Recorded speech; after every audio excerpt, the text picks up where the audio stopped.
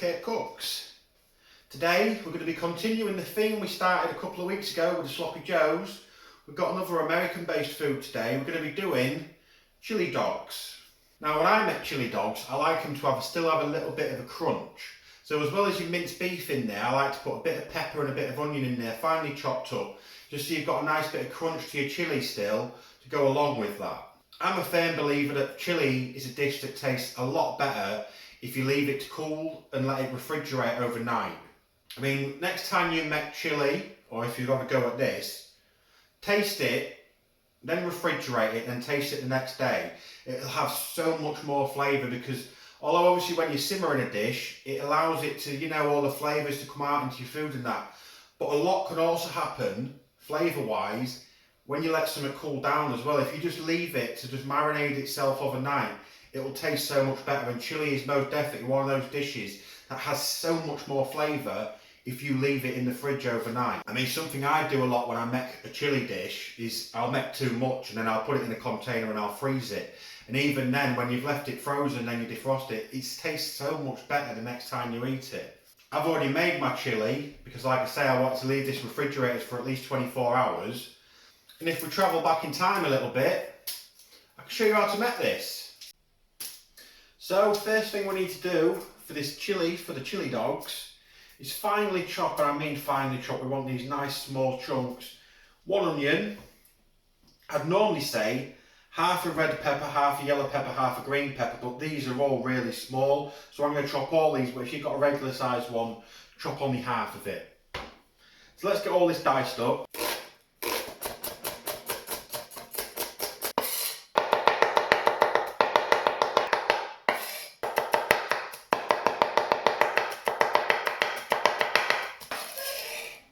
Once you've chopped that, bit of oil in your pan, get your mince brown in. Once that's heated up, 750 grams of ground beef mince. Get this browned.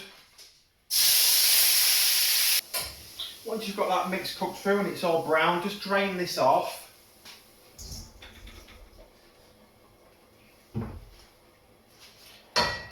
Bring your pan back, leave that for now. Now we want to take our peppers and onion. Just put this in here. Now we've chopped this quite small, we only just want to just get this softening up a little bit because I still want this to have quite a bit of a crunch to it. That's why we're using the peppers and the onions. Just so when you're having your chili dog, it's got a bit of a crunch to the bite. Just keep stirring these around for a couple of minutes. Once you've softened these up for a couple of minutes, bring your mince back and add that back in. Then you want a tin of chopped tomatoes. 1 teaspoon of garlic granules, 2 teaspoons of chili powder, 1 teaspoon of chipotle paste, 2 tablespoons of tomato puree, 1 teaspoon of brown sugar, dash of Worcestershire sauce, then about half a teaspoon of salt and half a teaspoon of pepper. Give that a good mix together.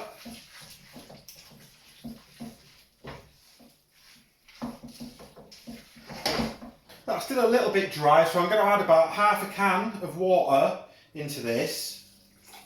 Just mix that water through, and that leaves you with something that looks like this.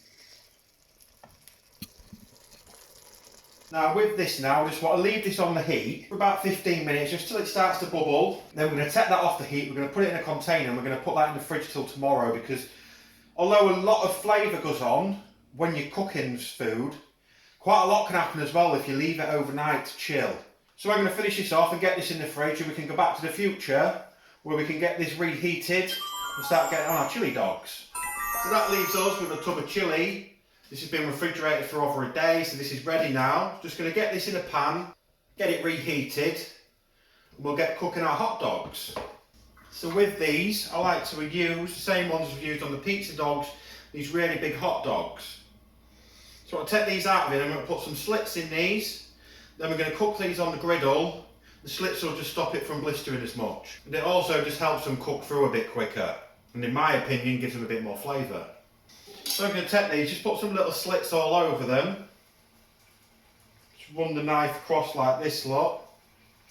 You've got a nice sharp knife, you don't really need to push or anything, just let the knife do its work. Then we'll just roll them. Then we'll cut them again on the other side. So then we're ready to take our hot dogs and get these on the griddle. A little bit of olive oil on here. Spread it about. And let's get these dogs on. This chili's just about heated up now, so I'm just going to turn the temperature down on this and let it simmer. So we're just waiting on the dogs. You can see some of these are blistering a little bit still, but it'll be fine. Just get these turned. And I think that leaves everything ready.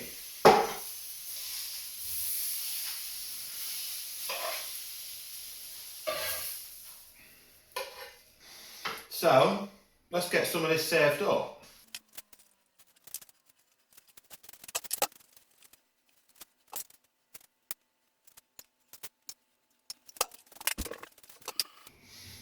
So that's all the hungry family fed.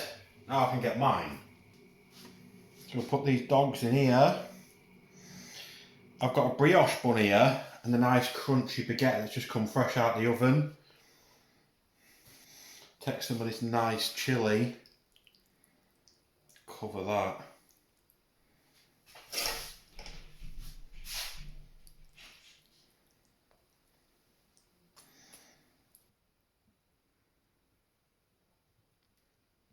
So there we have two very tasty looking chili dogs.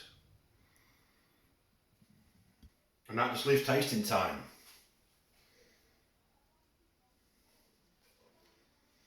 Let's give this a bite. It's going to be messy, isn't it?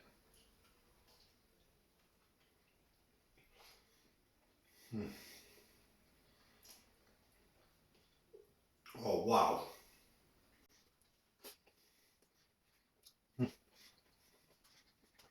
Oh, this is so good.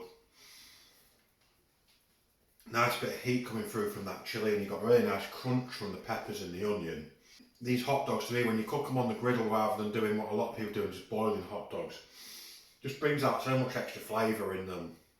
Hot dogs can be really bland if you just boil them, but when you cook them like this, if you grill them, fry them, something like that, it just tastes so much better. Of course, something else you can do if you want to do is add a bit of cheese. Turn this into a chili cheese dog. Let's get that a quick melt. There you go, just transformed it into a chili cheese dog.